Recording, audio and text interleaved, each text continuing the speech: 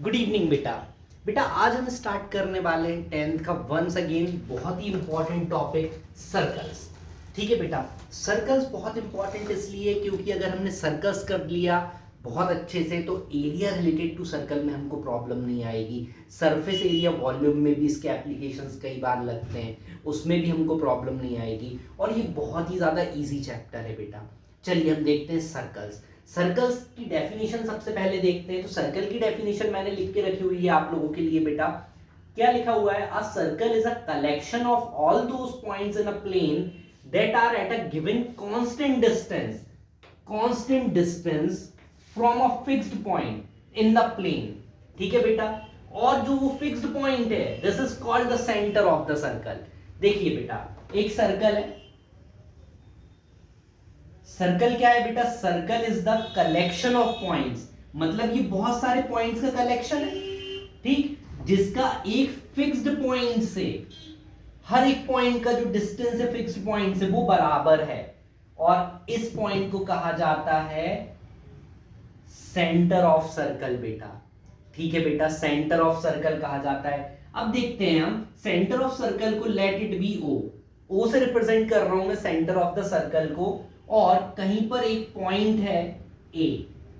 ठीक है बेटा, सभी लोगों ने कोऑर्डिनेट ज्योमेट्री 9th में पढ़ा हुआ है। कोऑर्डिनेट ज्योमेट्री में हम क्या करते थे, कोई भी, ये कोऑर्डिनेट है एक ये कोऑर्डिनेट है इस पॉइंट का और ए बी, अगर मैंने इसको लिया है x1 और y1, x1 y1 और इस कोऑर्डिनेट को लिया है b के कोऑर्डिनेट्स को x2 y2, तो हम इन दोनों के बीच का डिस्टेंस निकाल लेते थे बहुत इजीली। कैसे निकालते थे? A B square will be equal to x2 minus x1 का whole square plus y2 minus y1 का होल स्क्वायर। इस तरह से इन दोनों के बीच में डिस्टेंस निकल आता था, हमने फॉर्मूला ड्राइव करा हुआ था ये 9th क्लास में। चलिए, तो अब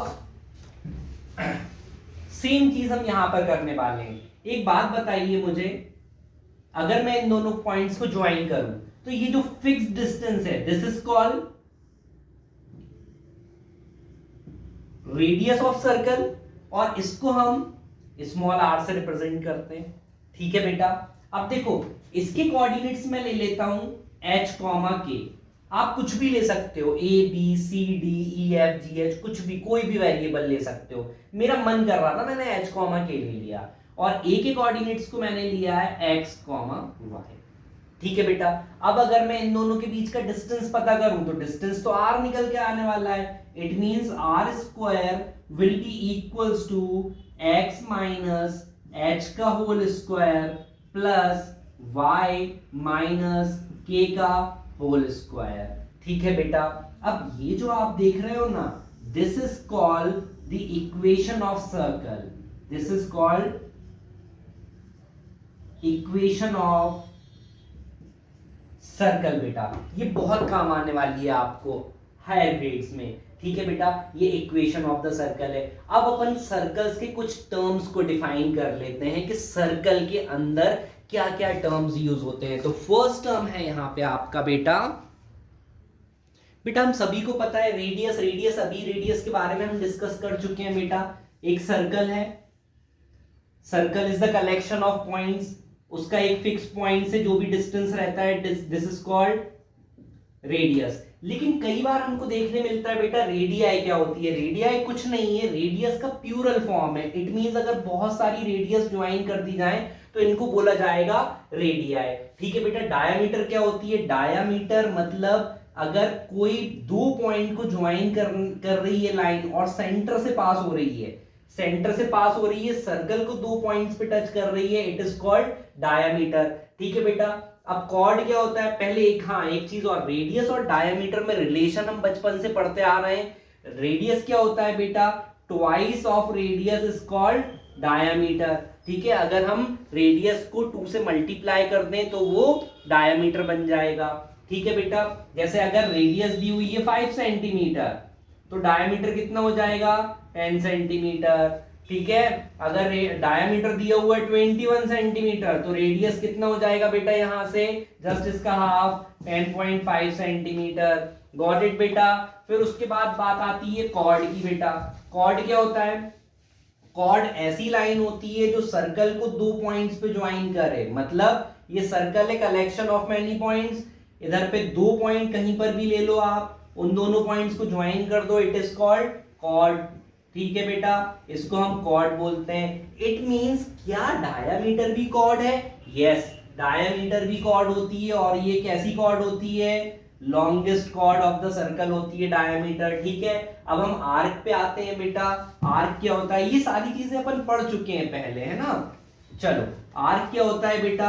आर्क मींस एक सर्कल है, सर्कल का हम कोई भी एक पार्ट कट कर दें, जैसे मैंने ये कट कर दिया तो ये हो जाएगा इसका आर्क।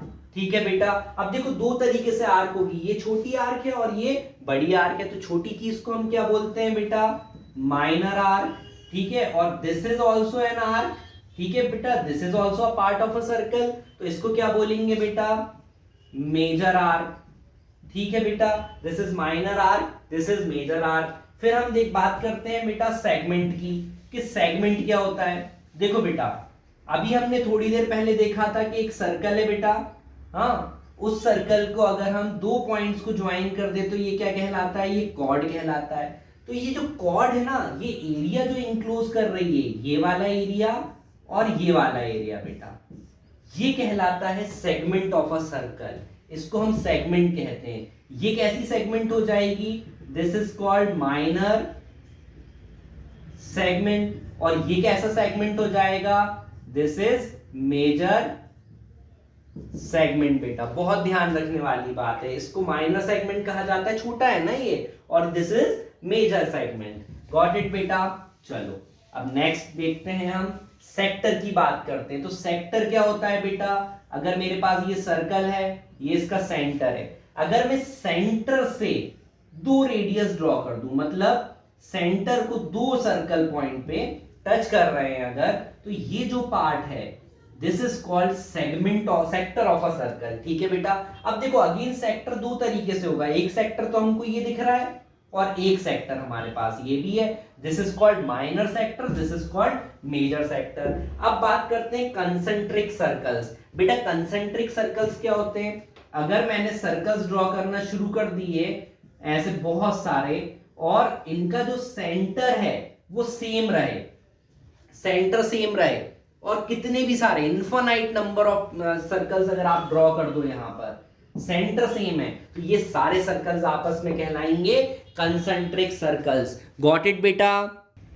चलिए नेक्स्ट हम बात कर लेते हैं बेटा टेंजेंट की। टेंजेंट क्या होता है? देखिए बेटा, ये सर्कल है, ठीक, इसका सेंटर है O। अब ये कलेक्शन ऑफ मेनी पॉइंट्स है, हम कोई भी एक पॉइंट चूज कर लेते हैं, जैसे यहां अगर एक लाइन एक्सटर्नली सिर्फ एक ही पॉइंट को टच करके चली जाए, सिर्फ इस पॉइंट को टच करके जा रही है अगर ये लाइन, तो this is called tangent of circle बेटा। इसको हम टेंजेंट कहते हैं सर्कल का। कोई भी कहीं पर भी हो सकता है, ये यहां पर एक पॉइंट ले लें हम, और इस पॉइंट को अगर कोई एक लाइन टच करके जा रही है स्ट्रेट लाइन, तो this is called tangent of a circle. Got it बेटा? फिर बात करते हैं radius is always perpendicular to tangent. ये परपेंडिकुलर का सिंबल है बेटा। अगर हम इस पॉइंट को अगर सेंटर से ज्वाइन कर देते हैं बेटा, तो this is called radius of the circle. अब प्रॉपर्टी ये है कि रेडियस और टेंजेंट आपस में परपेंडिकुलर होते हैं बेटा, मतलब ये दोनों आपस में 90 डिग्री का एंगल बनाएंगे। ठीक है, इसको हम प्रूफ कैसे करते हैं बेटा? देखो, शॉर्टेस्ट डिस्टेंस जो होता है वो परपेंडिकुलर डिस्टेंस होता है। अब अगर मैं यहां पर कोई और लाइन ड्रॉ कर दूं, यहां पे लेट इट बी R और T, ठीक है बेटा, और इसको नाम दे देते हैं A। अगर OA परपेंडिकुलर है तो ये शॉर्टेस्ट डिस्टेंस होगा। तो देखो बेटा, OA is equals to OT। यहां पे OA जो है वो OT के बराबर होगा। क्यों? क्योंकि both are radius of the circle, दोनों ही रेडियस ऑफ द सर्कल है। लेकिन जब मैं बात करूं OR की, तो OA जो है वो छोटा होगा OR के।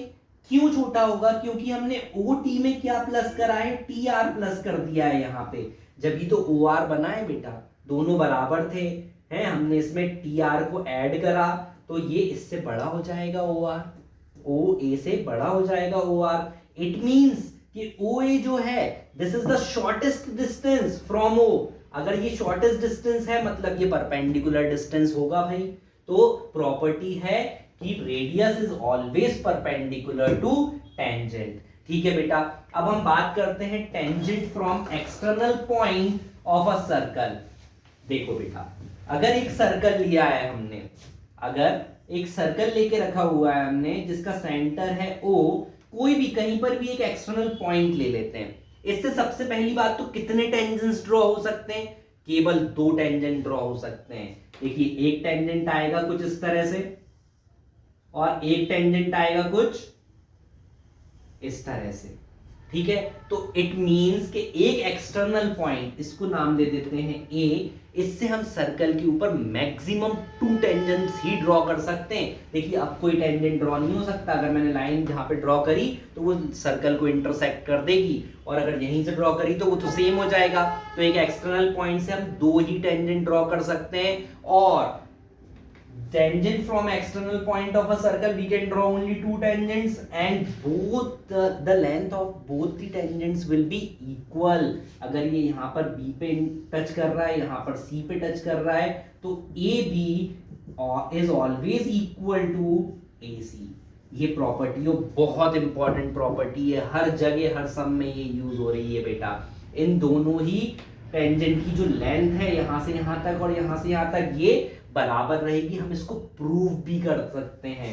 देखिए, प्रूव कैसे करेंगे हम? इन दोनों लाइंस को हमने ज्वाइन कर दिया, यहाँ पे इसको ज्वाइन कर दिया, ये हमारा कंस्ट्रक्शन हो गया। ठीक, अब आपको 2 ट्रायंगल्स दिख रहे हैं, ये वाला ट्रायंगल और ये वाला ट्रायंगल, और मैंने अभी थोड़ी देर पहले ये प्रॉपर्टी पढ़ी है कि यहाँ पर ये 90 डिग्री का एंगल होगा, क्योंकि रेडियस और टेंजेंट आपस में परपेंडिकुलर होती हैं। यहाँ पर भी रेडियस और टेंजेंट आपस में परपेंडिकुलर होंगे, तो ये दोनों ने बनाया 90 डिग्री का एंगल। अब देखो बेटा, ये दोनों एंगल बराबर हो गए। ये वाली जो साइड है वो इस साइड के बराबर होगी। क्यों बराबर होगी? क्योंकि दोनों ही रेडियस ऑफ सेम सर्कल हैं, तो दोनों बराबर होंगे। उसके बाद देखो बेटा, अगर angle B is equals to angle C हो गया, जो कि दोनों ही 90 डिग्री है, प्रॉपर्टी यूज हो रही है radius is always perpendicular to tangent. उसके बाद हमारा BO is equal to CO है। क्यों? क्योंकि दोनों ही रेडियस ऑफ द सर्कल है, दोनों ही रेडियस ऑफ द सर्कल है। उसके बाद OA जो है वो इक्वल टू OA होगा, भाई कॉमन साइड है तो बराबर होगी। यहाँ पे क्या है बेटा? Common side. तो देखो बेटा, कौन सी प्रॉपर्टी लग गई? Right angle hypotenuse, right angle के सामने वाली साइड हाइपोटेन्यूज, तो हाइपोटेन्यूज और कोई भी एक side, so by RHS congruency both the triangles are congruent to each other. जैसे ही दोनों ट्रायंगल कॉन्ग्रुएंट हुए तो AB is equal to AC हो जाएगा हमारा। क्यों? By CPCT, corresponding parts of a congruent triangle. ठीक है बेटा, अब नेक्स्ट प्रॉपर्टी की तरफ चलते हैं। नेक्स्ट प्रॉपर्टी बोल रहा है perpendicular from the centre of a cord. देखो बेटा, अगर एक कॉर्ड ड्रॉ करता हूं मैं सर्कल पे, ये मेरा एक सर्कल है, ठीक है, ये एक कॉर्ड है, इस कॉर्ड को नाम दे दिया है AB, ये सेंटर ऑफ द सर्कल है O। ठीक है, सेंटर से अगर मैं इस कॉर्ड पे परपेंडिकुलर ड्रॉ करूं, मतलब 90 डिग्री का एक लाइन यहाँ पे ड्रॉ करता हूं मैं, ठीक, तो ये कॉर्ड को बाइसेक्ट करेगा। अगर ये यहाँ पर परपेंडिकुलर मान लेते हैं, C पॉइंट पे इंटरसेक्ट कर रहा है, तो AC is equal to CB होगा। क्यों होगा? देख लेते हैं, इसको भी प्रूफ कर देते हैं, क्योंकि बिना प्रूफ के तुम लोग मानोगे नहीं। तो हम इसको ज्वाइन करते हैं यहाँ पर, और यहाँ पर इसको ज्वाइन करते हैं। 2 ट्रायंगल, अगेन हमको 2 ट्रायंगल मिल गए। अब इन दोनों ट्रायंगल में, in triangle ACO and triangle BCO, ये वाला दोनों ट्रायंगल हमको मिल चुके हैं। ये दोनों ही एंगल कैसे होंगे बेटा? 90 डिग्री, क्योंकि हमने परपेंडिकुलर ड्रॉ करा है। तो angle ACO will be equals to angle BCO। क्यों? क्योंकि OC is perpendicular to AB। ये हमने कंस्ट्रक्ट करा है कि OC जो है वो AB के परपेंडिकुलर है। अब देखो बेटा, OA is equals to OB। क्यों? क्योंकि ये रेडियस ऑफ द सर्कल है। ये इसके बराबर होगी क्योंकि रेडियस ऑफ द सर्कल है। और OC is equals to OC. Why? Because it's a common side. ठीक है बेटा, तो देखो 90 डिग्री के एंगल के सामने वाली साइड मतलब हाइपोटेन्यूज दोनों ही ट्रायंगल की बराबर हैं। ये कॉमन एक साइड हो गई, एक 90 डिग्री का एंगल हो गया। तो by R right angle hypotenuse and side congruency triangle ACO will be congruent to triangle BCO। अब ये दोनों ही ट्रायंगल जैसे ही कॉन्ग्रेंट प्रूफ कर दिए हमने, वैसे ही AC is equals to BC, AC BC के बराबर हो गया by CP CT। Corresponding parts of congruent triangle हमने प्रूफ कर दिया। ठीक है बेटा, समझ में आ रहा है कि नहीं आ रहा है? बेटा देखिए, equal chords are equidistance from the center. अगर मैंने एक सर्कल लिया हुआ है, ठीक है, ये सर्कल का सेंटर है जिसको मैंने O नाम दिया। अब इधर पे मैं दो इक्वल कॉर्ड्स ड्रॉ कर रहा हूं, ठीक, AB एंड CD। अगर AB जो है वो बराबर है CD के, मतलब ये दोनों ही कॉर्ड्स इक्वल हैं, तो इनका जो डिस्टेंस होगा ना सेंटर से, दिस डिस्टेंस मतलब P और Q अगर मैं यहां पे नाम दूं, if they are equal, if chords are equal, then distance QO will be equals to OP always। बेटा ये प्रॉपर्टी है कि equal chords are equidistant from the center। Got it बेटा? अब इसी के साथ हम एक और प्रॉपर्टी यहां पर पढ़ते हैं कि अगर chords equal हैं तो ये सेंटर से इक्वल एंगल बनाएंगी। मतलब ये वाला जो एंगल है ना और ये वाला जो एंगल है, ये दोनों भी इक्वल होंगे। मतलब equal chords make equal angle with center. ठीक है, इक्विडिस्टेंस सेंटर से तो रहते ही है उनका, साथ में वो इक्वल एंगल्स भी बनाती हैं। अब देखो बेटा, यहां से एक और प्रॉपर्टी निकली है जो कि हमने 9th में पढ़ी थी। अगर कॉर्ड्स इक्वल एंगल बना रही हैं, मतलब यहां से हमने दो कॉर्ड्स ड्रॉ करी थी, ठीक, ये दोनों कॉर्ड बराबर थी, तो ये इक्विडिस्टेंस पे भी थी और इक्वल एंगल बना रही थी ये। तो यहां से हम ये भी बोल सकते हैं कि अगर ये कॉर्ड नहीं ले, हम ये आर्क कंसीडर करें कि ये वाली आर्क और ये वाली आर्क अगर बराबर है ना, आर्क AB और CD is equals to arc CD। अगर ये दोनों आर्क बराबर हैं तो भी ये दोनों एंगल भी इक्वल बनाएंगी। मतलब equal arcs also subtend equal angle with the centre. ठीक है बेटा, बहुत ध्यान रखने वाली चीजें हैं ये सारी ही चीजें क्वेश्चंस करते समय यूज होंगी बेटा। नेक्स्ट प्रॉपर्टी क्या है? Angle subtended bye an arc at the centre is twice of the angle subtended bye it on the circumference. देखो बेटा, पहले तो समझते हैं, एक सर्कल है मेरे पास, ठीक है, विद सेंटर O। हाँ, ये जो बाउंड्रीज हैं ये क्या कहलाता है इसका? ये सर्कमफ्रेंस ऑफ अ सर्कल कहलाता है। सर्कमफ्रेंस ऑफ सर्कल कहलाता है ये। ठीक है बेटा, इसको सर्कमफ्रेंस ऑफ अ सर्कल कहा जाता है। ठीक, अब देखो ये बाउंड्रीज हैं, ये सर्कमफ्रेंस ऑफ अ सर्कल है। अब कोई भी एक आर्क ले लेते हैं, मान लेते हैं ये एक आर्क है AB, तो ये जितना भी एंगल यहां पर बनाएगी ना बेटा आर्क सेंटर पे, देखो an angle subtended bye an arc at centre, ये जितना भी एंगल रहेगा और सर्कमफ्रेंस के ऊपर ये जितना भी एंगल बनाएगी उसके ट्वाइस रहेगा। मतलब अगर ये x है तो ये 2x हो जाएगा। ठीक है, अगर इसकी वैल्यू यहाँ पे 10 डिग्री है तो ये 20 डिग्री हो जाएगा। अगर ये 100 डिग्री है तो यहाँ पर ये 200 डिग्री हो जाएगा। ठीक है बेटा, बात समझ में आई कि सेंटर पे जितना भी एंगल आर्क बनाती है उससे आधा एंगल सर्कमफ्रेंस पे बनाती है, twice angle subtended on circumference.